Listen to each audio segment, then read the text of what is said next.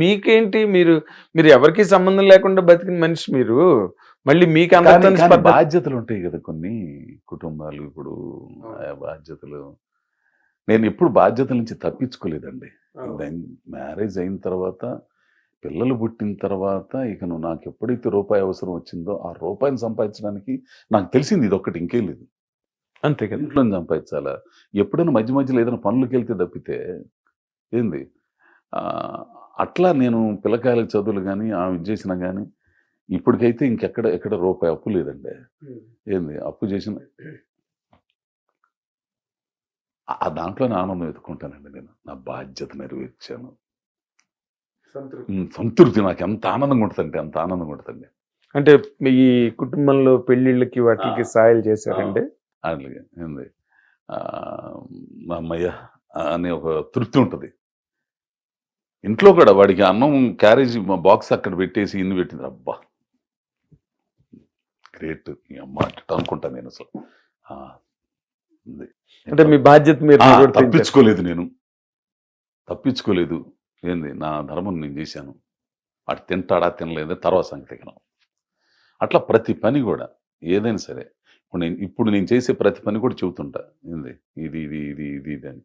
వాళ్ళు ఇదైతే ఇది అవుతారు, లేకపోతే లేదు. ఏంది నా ధర్మం నేను చెప్పాలి కాబట్టి చెబుతాను. మీరు చేస్తే చేయండి, లేకపోతే లేదు. ఇంట్లో ఏ పని అయినా సరే, ఏ సమస్య వచ్చినా కానీ ఏంటంటే మీరు చేయి దాటిపోయారు అంటే మీరు ఎదిగారు. ఏంది ఒక స్థాయికి వచ్చిన తర్వాత నేను నా ధర్మం ప్రకారం చెప్పాలి. మంచి చెడు తెలిసినోడిగా, ఆ చెడు జరిగిన వల్ల అనుభవించినోడిగా చూసి వచ్చాను జీవితాన్ని. అది మీరు చెప్పకపోతే నేను తప్పు చేసినోడు అవుతాను. మీరు నా మాట గౌరవించి మీరు సరిదిద్దుకుంటే లేదంటే లేదు. ఇప్పుడు మిమ్మల్ని దండించిన ఈ అమ్మ నా కొడక ఎంటర్ అనే స్థితిలో నేను లేను. మీరు లేరు, వాళ్ళు లేరు. మొన్నటిదాకా ఉండేవాడి అండి. మొన్నటిదాకా బల్లి తిట్టేవాడి అసలు. వెలిగాక ముందు దాకా బాగా తిట్టేవాడి అసలు. ఎందుకంటే నేనేమన్నా 4:30, 5 గంటలు లేచి పనులని చేసుకునేవాడిని. ఒక్కోడు 7 గంటలకి 6 గంటలకి నిద్రపోతా ఉంటే పని పాటలు నాకు కొడకలరా రైతులంతా ఈ బొచ్చులు చూసుకోవటం బాగా తిట్టేవాడిని. పిల్లకాయలు తిడతాం నా అంటే మీరు మంచి నాటు కదా ఊళ్ళో, నాటుపాలెం నాటు మీరు.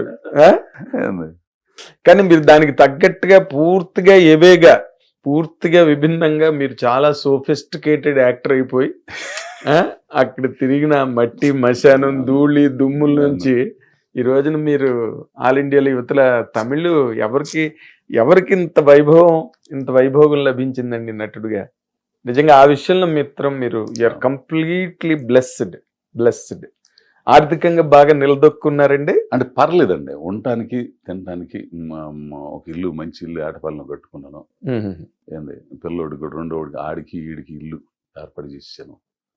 ఏంది ఇక కొంచెం ఏదన్నా ఉంటే ఏదన్నా భూమి ఏదన్నా కొనుక్కొని ఇక్కడ కట్టుకుందామని ఆలోచన. లేదంటే ఫ్లాట్ ఏదో పర్లేదులేండి, ఇండస్ట్రీ వాళ్ళు కట్టేస్తారు మీకు, ఏం పర్లేదు. ఎందుకంటే సినిమాల మీదే మీరు డేట్లు అడ్జస్ట్ చేసుకునే పరిస్థితుల్లో ఉన్నారు. మీకు ఇబ్బంది ఏంటండి ఇంకా? కాదు, మీరు వేటపాలెంలో మిమ్మల్ని గాలివుడు అన్న బ్యాచ్ ఇంకా ఉండుంటారుగా. పెద్దోళ్ళు వాళ్ళ మీద కోపం లేదండి. కోపం గురించి కాదు, లేదు. ఇప్పుడు వాళ్ళ రియాక్షన్ వాళ్ళు మొన్న ఒకడు నాగమల్లి గారితో అన్న, నాగమల్లి అని మా ఫ్రెండ్, వీళ్ళందరూ తిట్టేవాళ్ళు కదా నన్ను. ఆడొక్కడండి అర్థం చేసుకుంది నన్ను. గ్రేట్ అండి, మర్చిపోయి చూడడం వాడికి. ఆడు నాగమల్లేశ్వరరావు, ఇగో మనం పని చేద్దామయ్యా. అప్పుడు క్యాసెట్లు ఉండే, క్యాసెట్ రికార్డ్ చేసి డైరెక్టర్లు పంపిద్దాం అని క్యాసెట్లు తీసుకొచ్చి రికార్డ్ చేసి అడ్రస్, మీ వాయిస్ రికార్డ్ చేసేసి డైలాగులు అడ్రస్లు తీసుకొచ్చేవాడు. సీతార్లు ఇట్లో బడి అడ్రస్లు, చిత్రలాట్లో అడ్రస్ పోస్టులు వేసి రిజిస్టర్ పోస్టులు చేసేవాళ్ళు. అవి వచ్చి కనిపెట్టి అంటే అప్పటి నుంచి నీళ్ళు ఉంది అని వాడు ఒక్కడే నాగమల్లేశ్వరరావు. ఇప్పటికీ ఉన్నాడు ఆడు నాగమల్లేశ్వరరావు అని ఒకడు. ఆడన్నాడు మొన్న, వీళ్ళందరూ ఒకప్పుడు నన్ను ఇట్టాను. నేను మొన్న హెచ్చరించాను అయ్యా అంటే, వాడు ఎప్పుడూ తెలిసాయ్యా బాబు మాకు ఆడలో ఏదో ఉందని మాకు ఎప్పుడూ తెలుసు. ఇప్పుడు ఆడేలే. అందుకని నాకేమనిపించదు. నాకు అదొక్కటే, శ్రీశ్రీ గారిది ఒక్కటే, నిప్పులు చిమ్ముకుంటూ నింగికి నేను ఎగబాగితే నివిడ ఆశ్చర్యంతో వీళ్ళు నెత్తురుగొక్కుంటూ నేల రాలిపోతే సహాయంగా వీళ్ళే. అదొకటి గుర్తుపెట్టుకుంటా. అందరూ గుర్తుపెట్టుకోవాల్సింది మీరు ఒక్కలే కాదు, ఈ మానవ సమాజం మొత్తం గుర్తుపెట్టుకోవాల్సిన మాట మహానుభావుడు శ్రీశ్రీ గారు రాసిన మాట. అదొక్కడే గుర్తుపెట్టుకొని నా ధర్మం ప్రకారం నేను చేస్తున్నా. నాకు అది భగవంతుడు నాకు ఇది ఇచ్చాడు, దీంట్లో బ్రతకమని ఇచ్చాడు, దీన్ని చూసి నేను గర్వపడను. ఏంది ఈ ఫేమ్ను కూడా నేను నమ్మను. ఓన్ చేసుకోలేదు మీరు ఫేమ్, నాకు తెలుసు. ఇది కాకపోతే ఇది లేవు, సినిమాలు లేవు, ఇక పని లేదంటే ఏదో చాటుకెళ్ళి నీ బోటోడా ఈ దగ్గరికి ఏదో పని ఉంటే హీరో బాబు కొంచెం మీకు అన్ని పనులు వచ్చి పెయింటింగ్ దగ్గర నుంచి ఏంది లేదంటే రొయ్యల చెరువు కాపలా ఉంటా, ఏదో చేత ఏదో ఇది అవుతుంది. ఇప్పుడు ఏమండి మీ పాపులారిటీకి మిమ్మల్ని అది మామూలా చెప్పండి? అది ఏదో నాకు ఇప్పటికీ అర్థం కాలేదు స్వామి. ఇప్పుడు బయటికి వెళ్తే ఓడి అమ్మ ఫోటోలు గిట్టోలు ఏంది పిచ్చా లేకపోతే ఏంద్ర స్వామి ఇది, ఎందుకు ఇట్లా ఇదవుతారు అనుకునేవాడిని. అసలు ఇప్పటికి నాకు అదే అర్థం కాదు అసలు. అదే దాన్నే పాపులారిటీ అంటారండి, దాన్నే పాపులారిటీ అంటారు. అండ్ మీరు ఆ విషయంలో చాలా విజయవంతంగా జీవితాన్ని నిలబెట్టుకున్నారు, బాధ్యతగా నిలబెట్టుకున్నారు. ఊళ్ళో కూలి పని చేశారు, ఎక్కడేమో పెయింటింగ్ పనికి వెళ్ళారు, టీవీల్లో యాక్ట్ చేశారు, వాయిస్లు చెప్పారు, ఆల్ ఇండియా రేడియోలో పనిచేశారు, సిటీ కేబుల్లో పనిచేశారు, సీరియల్స్లో మంచి క్యారెక్టర్స్ చేశారు. అంటే ఎక్కడ మీ ప్రయాణంలో అపశబ్దం అన్నది లేదు, ఎక్కడ అపభ్రంశం అన్నది లేదు. మీరేం తావు తప్పే ఇంకో పెళ్లి చేసుకుని ఇంకో కాపురం పెట్టి ఏమండి, లేకపోతే తప్ప తాగి ఎక్కడో పడిపోయి అజయ్ ఘోష్ ఎక్కడున్నాడంటే కార్లు వేసుకుని ప్రొడక్షన్ వాళ్ళందరూ తిరిగి మీ గురించి అలాంటిది ఏం లేదు కదా. లేదా మీరు మళ్ళీ వండుకుని వాళ్ళకి కూడా ఒక క్యారేజీ ఇచ్చి, త్రివిక్రమ గారు లాంటి వాళ్ళు కూడా ఎందుకు వండుకుని తెచ్చుకుంటా ఇక్కడ తెచ్చుకున్నాడా, ఏం తెచ్చాడు ఈరోజు, ఏమన్నా తెచ్చాడా? నిజంగా మనిషి బా ఏందోనండి. త్రివిక్రమ్ గారు కానీ, సుకుమార్ గారు కానీ, ఆ పూరి గారు కానీ, వీళ్ళందరూ ఈ రోజు ఏ డైరెక్టర్ అయినా కోరుకునేది ఏంటండి, ఒక మంచి నటుడిని కోరుకుంటారు. మరి ఆ రోజు సుకుమార్ గారు ఎందుకు అన్నాడు అదే కావాలి మాట్లాడిన తర్వాత సినిమా పరిశ్రమకు కావాల్సింది అదే. ఏ స్టేజ్కి ఆ స్టేజ్ మంచి యాక్టర్లు, సినిమా ఇండస్ట్రీ అదృష్టం అనుకుంటాను నేను ఎప్పుడు కూడా. ఒక నటుడు, మంచి నటుడు ఇండస్ట్రీకి వచ్చాడంటే అది సినిమా ఇండస్ట్రీ పంట పండినట్టు. ఎందుకంటే వాళ్ళు అలా నటులు ఉన్నప్పుడు డైరెక్టర్లు, క్యారెక్టర్లు కానీ, లేకపోతే ఇతర నటుల తాలూకు పెర్ఫార్మెన్సెస్ కానీ అన్నీ ఒక నటుడి మీద ఆధారపడి ఉంటాయి.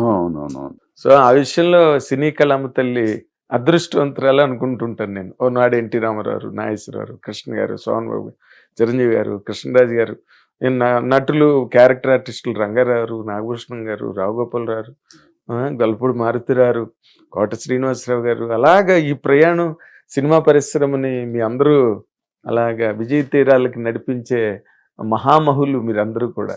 అంచేత ఆ విషయంలో నాకు మీరంటే చాలా చాలా గౌరవం. బాబోయ్, మీలాంటి వాళ్ళు సామె నాయనాన్ని మీ ముందు నుంచి కూర్చొని మాట్లాడే అర్హత వచ్చింది నాకు చాలా.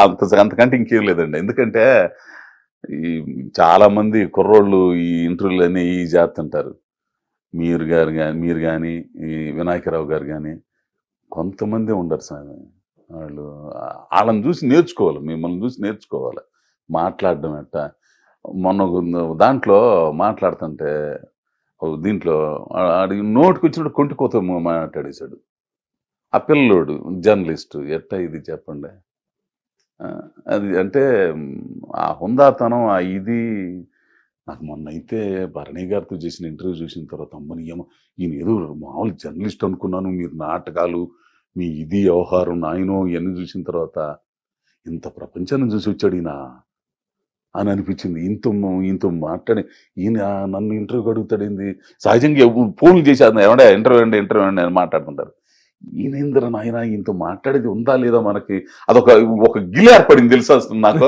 ఆ గిలి నిన్నటితో తీసేశారు స్వామి, నిజంగా చెబుతున్నాను నేను. నిజంగానే నేను మనస్ఫూర్తిగా మాట్లాడాను. అవును, నిజంగా నాకైతే నిన్న పొద్దున్న నాకు ఎంత ఆనందం వేసిందంటే అసలు ఏడుతూనే ఉన్నాను స్వామి. మీరు ఫోన్లో మాట్లాడితే ఏడుస్తున్నారు. అవును, అంత ఇదిగా నాకు చాలా ఇష్టంగా ఇంటర్వ్యూ అలా ఉంటేనే నేను ఇంటర్వ్యూ చేయగలనండి, కూర్చుని మాట్లాడగలను. ఏదో నామకే వాస్తే కూర్చోపెట్టి మీరు ఎన్ని సినిమాలు చేశారు, మీరు ఇంకా ఏం చేస్తున్నారు, ఏ కారు కొన్నారు, ఏ కంపెనీ ఆయన అవన్నీ నాకు ఇంట్రెస్ట్ ఉండదు. ఇంకా మీలాంటి వాళ్ళు మీ క్యారెక్టర్లు, డైరెక్టర్లు మీ మీద పెట్టుకున్న నమ్మకాలు, వాటి ద్వారా వచ్చే విజయాలు. మీరు మామూలు సినిమాల్లో చేశారా? అవతల రంగస్థలం, ఇవతల పుష్ప, ఏంటి రెండు అసలు ఎలాంటి సినిమాలు అండి?